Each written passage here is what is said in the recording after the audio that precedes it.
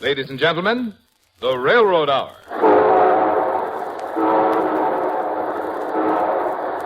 And here comes our star-studded show train.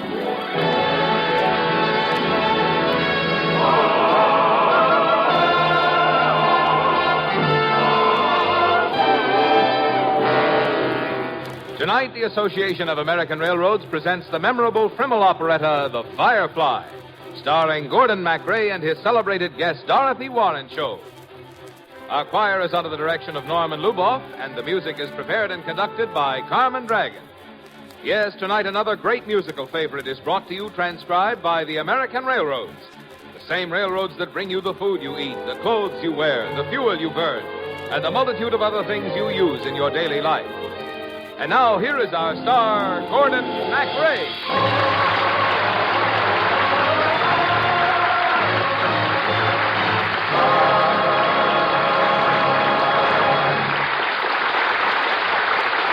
Thank you, Marvin Miller, and good evening, ladies and gentlemen.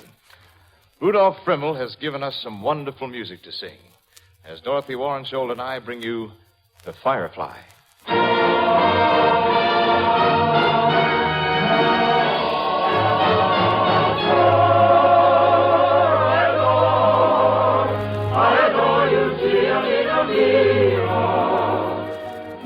My name is Jack Travers. I'm an ordinary guy, live in New York, work for a living. I'm engaged to be married to the wealthy and social Miss Geraldine Van Dare. Do I love her? I'm not sure, because I'm the kind of fellow who always wants something he can't get.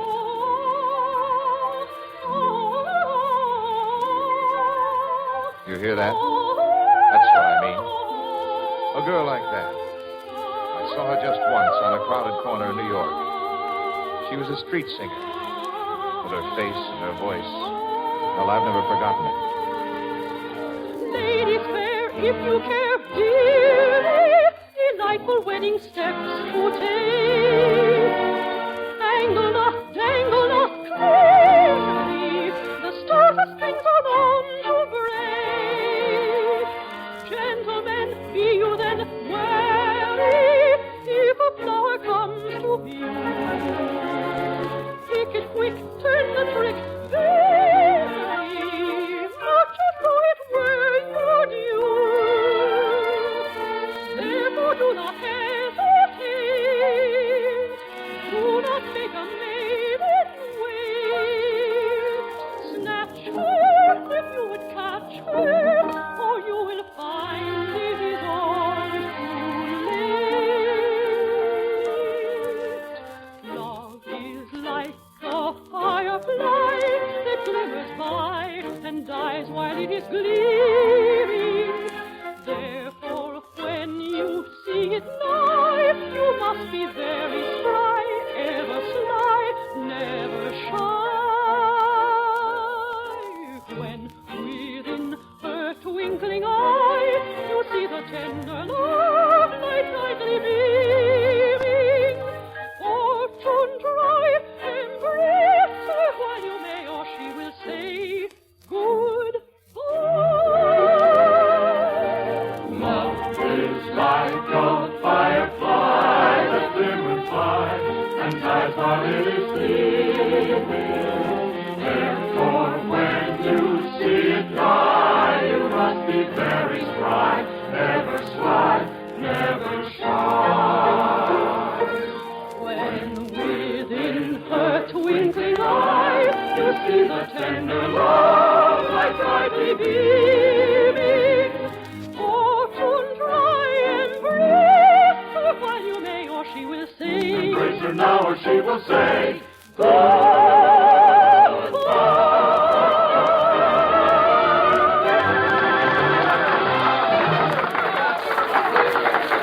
Now, just as it says in the song, I move on and say goodbye. Wait! Don't go away. Tell me your name. Oh, but everybody in this neighborhood knows my name, Senor. I am the Firefly.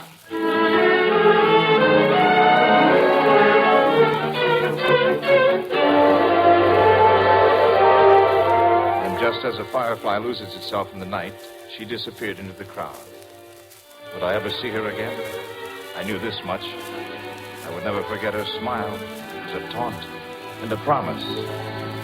The promise in a woman's smile. Ah, who can explain? A prophecy of trust or guile or harbinger of pain. As well a mortal might surmise the secret of the rose, an opening flower of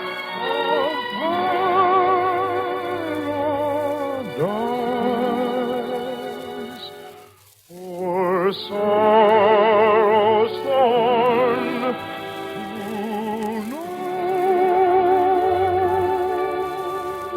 She smiled on you, a calming smile, as gleaming as the light, through quivering leaves that died so while it flashes on the side.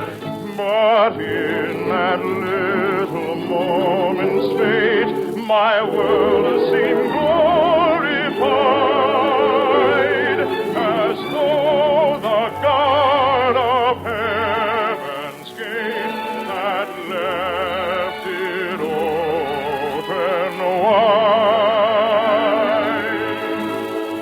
The promise in a woman's smile. Ah, who can explain a prophecy of trust or guile or harbinger of pain?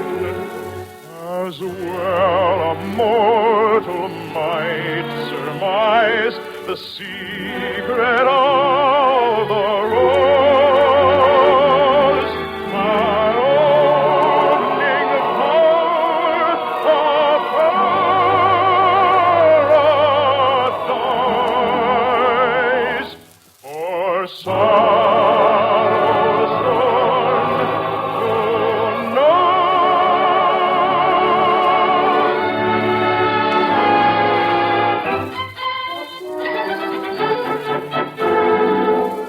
A few days later, I was off to Bermuda on the Vandair yacht. It was a pretty distinguished guest list, leaders of society, including my fiancée and her parents.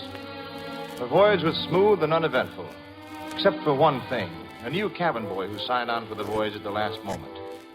And somehow he bothered Geraldine.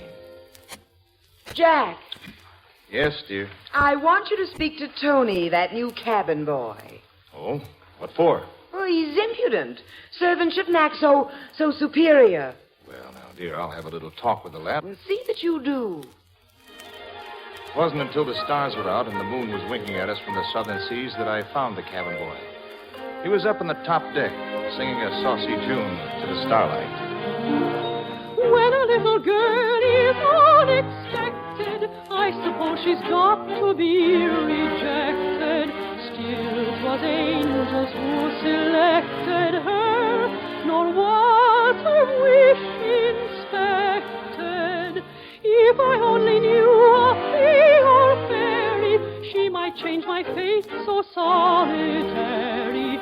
But since there's no fairy, maybe you could bear it. Just enough to change your view. If you only could, dear, if you only would, dear, maybe a girl might do. When a maid comes knock, knock, knock, knock, knocking at your heart, there's no use in talk, talk, talk, or bidding her depart. For the only lock, lock, lock, that's proof against her charms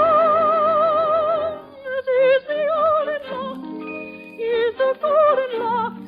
It's the lock that locks her in your arms. Tony. It's not often I run into a cabin boy who can sing like that. Oh, Senor Jack, you surprised me. You're a little young to be singing about how a maid comes knocking at your heart. But I know more about women's hearts than you might think. Well, you're an impudent rascal. But I like you. I am glad. Tell me, Tony, have I ever met you before? Oh, no. No, Senor. For a moment, What, Senor? Well, nothing, Tony. Someday, perhaps, you'll know what one smile from a woman can cost you. Someday, when you grow up to be a man. That's a long time away, I hope. Oh, I hope so, too. But if I were in love with the most beautiful woman in the world, I'd say wonderful things to her. What sort of things, Tony? Oh, perhaps her name is, Nina. Giannina, we say in the Italian neighborhood. Well, I would take her into my arms and make her mine with a song, the way they do it in Venezia. In my gondola, love, let us glide o'er the drowsy blue lagoon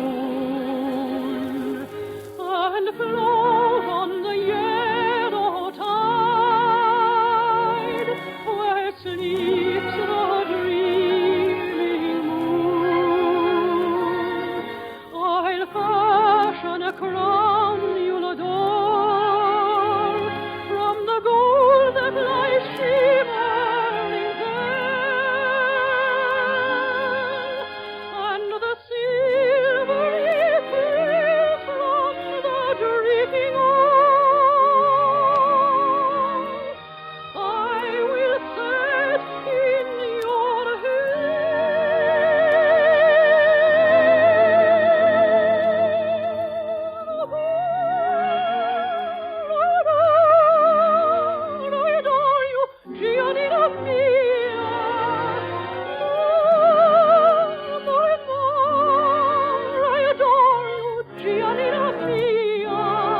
Queens there have been in ages of old, shone more resplendent with jewels and gold, precious jewels not so reveal as the splendor of your wondrous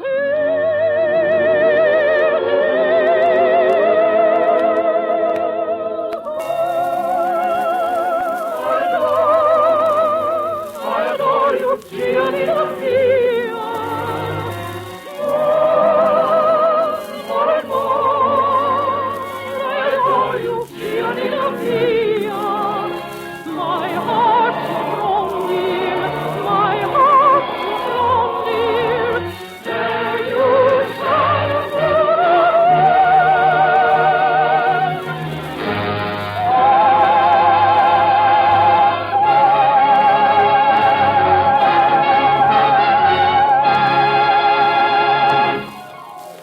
Well, now, I should like to sing such a song to the Firefly, Tony. If I could ever find her again. The Firefly? Oh, why do you speak of the Firefly, Senor Jack? Have you ever heard of her, Tony? Oh, vaguely. I know the song she sings. But tell me, what is she like? A will-o'-the-wisp. An imp. She smiled at me one day, and, well, things have been topsy-turvy ever since. Oh, you think she is an imp? Well, not exactly an imp. But she had a way about her that was different from any other girl I've ever known. Daring, yet modest. Gentle, but tantalizing. You liked her? Yes. But I may never see her again. She was, well, sort of like that song she sang. The firefly gleamed for a second and then was lost in the darkness. Forever lost. Well, forever is a long time. Who knows? You may see her again. I hope so, Tony. But I don't think there's a chance. Love is like a firefly that glimmers by and dies while it is gleaming. Therefore, when you see it nigh, you must be very sly, ever sly, never shy. When within her twinkling eye you see the tender love I brightly beaming, fortune embrace her while you may, or she will say, embrace her now, or she will say, go.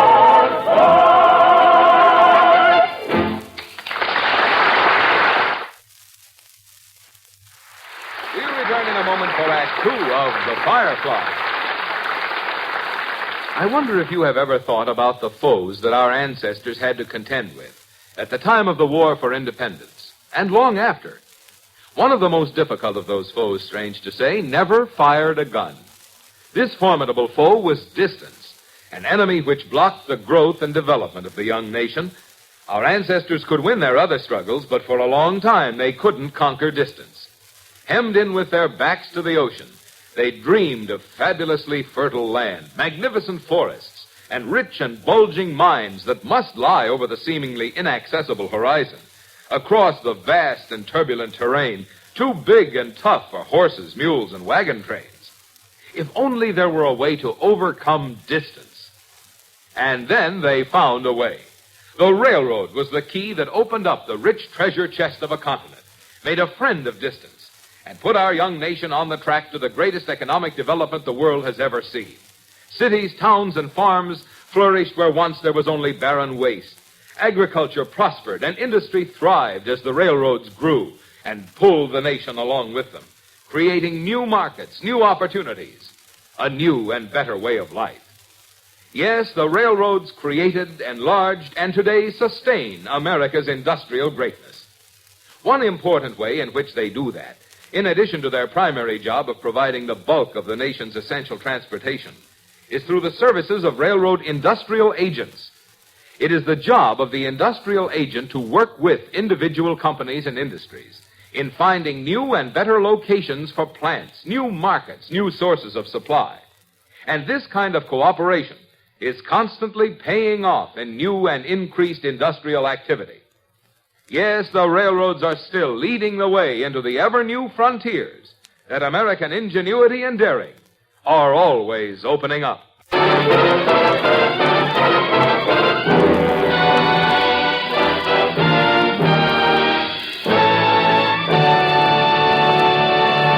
Now, here is Act Two of the Lawrence and Lee version of the famous Harbach-Frimmel operetta, The Firefly, starring Gordon MacRae and his guest Dorothy Warren Show.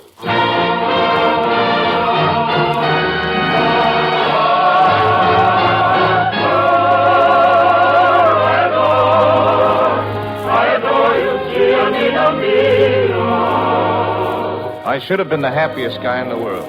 There I was, heading for a beautiful blue island in the Atlantic. My heart was playing a hurdy-gurdy tune, and I was thinking of a girl, a smile, and a song. Suddenly, from the topmast, the cabin boy sang out. Land! Land ahead! Bermuda, Tony, Bermuda. All away that line. All away that line. All aboard. All aboard. Away for a lovely ocean cruise. How it teases, gently pleases all. A trip to Bermuda who'd refuse? Sunshine showers, wondrous flowers, let's away. We hate delay, we hate delay. Away to Bermuda, Isle of Flowers, fair Bermuda. Isle of Flowers.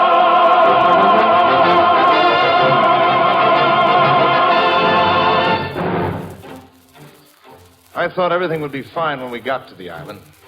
There was a round of parties, a lot of music, a lot of laughter. But I didn't feel like joining in. My fiancée was furious. What's been wrong with you, Jack? Nothing. Nothing, Geraldine. When I smile at you, you never even smile back. Don't you think that's impolite? Well, what do you want me to do? We're engaged. At least I thought we were. That's a fine way for a fiancé to talk. Oh, Geraldine. I wish you'd just go away. You want me to wait for your floating palace to sail back, or should I swim back to New York? Do you know, I don't care what you do. Geraldine. Now, who's that? Just me.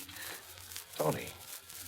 Do you always listen in when people are having a quarrel? Oh, was that a quarrel? Now, quit your teasing, Tony, and get back to the ship. You've been naughty, Senor Jack. Yes, I suppose I have, Tony. I've been in an evil mood ever since we landed in this blasted island. Do you have any cure for it? Well, there's only one medicine that can cure what's wrong with you, Senor. What kind of medicine, Tony? It doesn't come in a bottle, Senor. It is called sympathy. Oh, you're so right. I need sympathy, Sympathy, just sympathy. I don't think you are free. I will not scold or say you are bold when you treat me tenderly, tenderly. Don't blame me for you know I'm but showing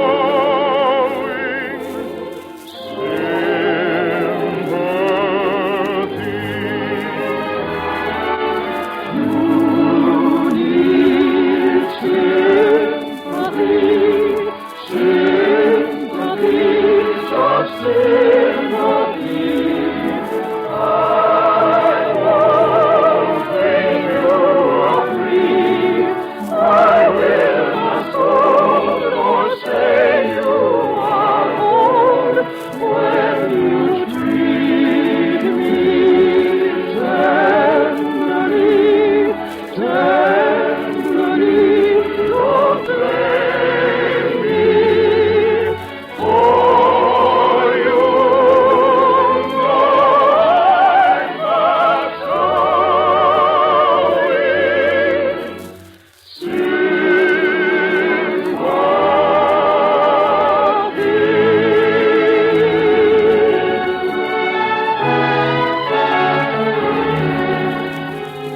But even sympathy wasn't much help. And then, 2 days later, the explosion came.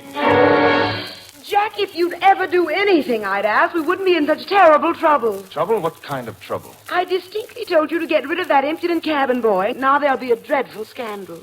Well, I admit I didn't give Tony his walking papers. He's such a nice kid. Nice kid. Well, you might be interested in knowing I've just had a phone call from the chief of police of Hamilton. The police? That so-called nice kid is wanted as one of the cleverest pickpockets in New York. I don't believe it. Oh, but that's not the worst of it. What do you mean? This Tony isn't Tony at all. He's a she. The boy's a girl. She just took the pickpocket's place. A girl? Some sort of cheap little street singer who goes by the absurd name of... What did they call her? Oh, yes, the Firefly. Oh, where is she? I mean, where is he? Tony. I mean the street singer. I mean the Firefly. Oh, I imagine she's down at the dock. You needn't bother anymore. I've discharged her, naturally. Do one more thing, Geraldine. Discharge me. Where are you going, Jack? I'm on the trail of a Firefly.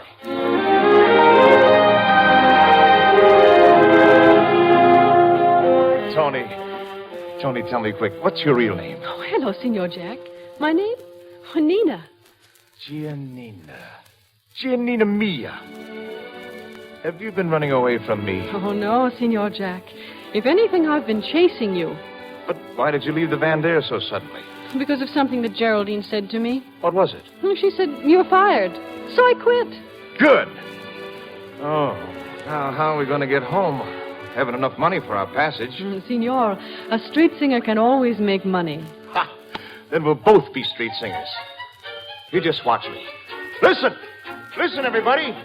We give you a serenade. Well, who are we serenading? Oh, that mule, of course.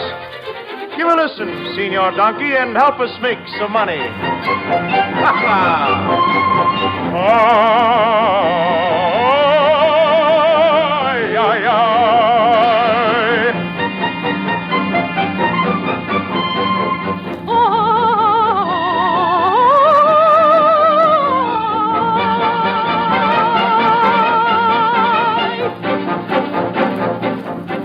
There's a song in the air, but the fair senorita doesn't seem to care for the song in the air.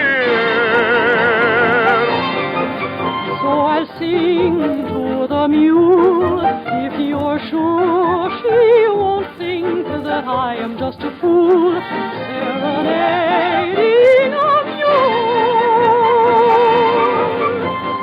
Amigo mio, does she not have a dainty bray? She listens carefully to each of the tune you play. La bella senorita, Si mi muchachita, she'd love to sing it too if only she knew the way.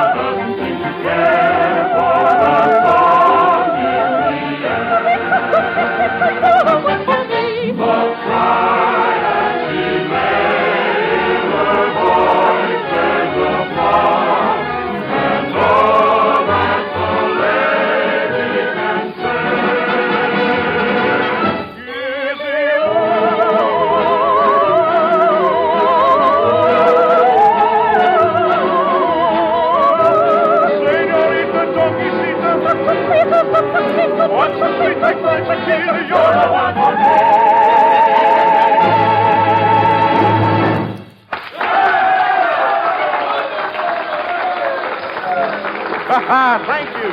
Thank you all. And thank you, Signor Donkey. Oh, Giannina, we shall sail for home. Now I can say the things you told me to say to a girl I love. Oh, Signor Jack.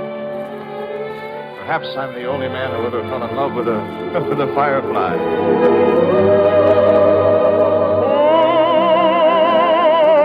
Oh, I adore you, Giannina mia. More and more, I adore you, Giannina mia. My heart is so near, my heart is so near. There you shall rule.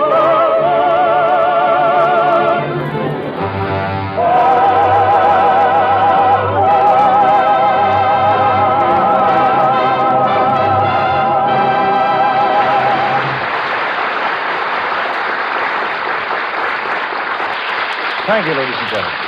Lovely Dorothy Warrensholt will be back in just a moment. And meanwhile, our thanks to Betty Lou Gerson and to our entire company. The Firefly, with book and lyrics by Otto Harbach and music by Rudolf Frimmel, was dramatized for the Railroad Hour by Lawrence and Lee. The Railroad Hour is brought to you each week at this same time by the American Railroads. Marvin? Today, as yesterday, the freight train is still the key to America's ever-growing strength.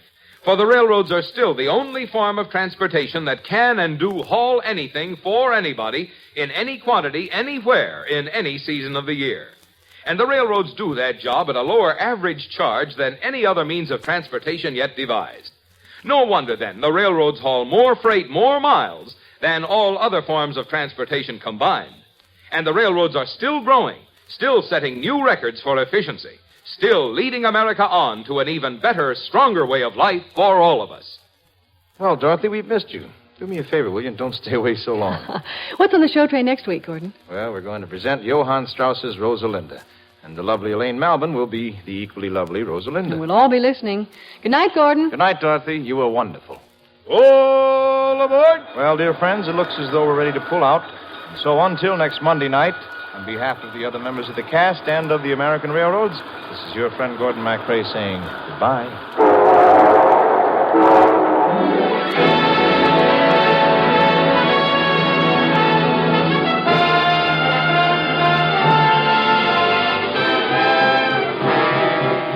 The Firefly has been presented by special arrangement with Century Library Incorporated of New York. Gordon MacRae can soon be seen in Three Sailors and a Girl in Technicolor. Our choir is under the direction of Norman Luboff, and our music is prepared and conducted by Carmen Dragon. The Railroad Hour was transcribed in Hollywood. This is Marvin Miller saying goodbye until next week for the American Railroads. Now stay tuned for your Monday night of music on NBC.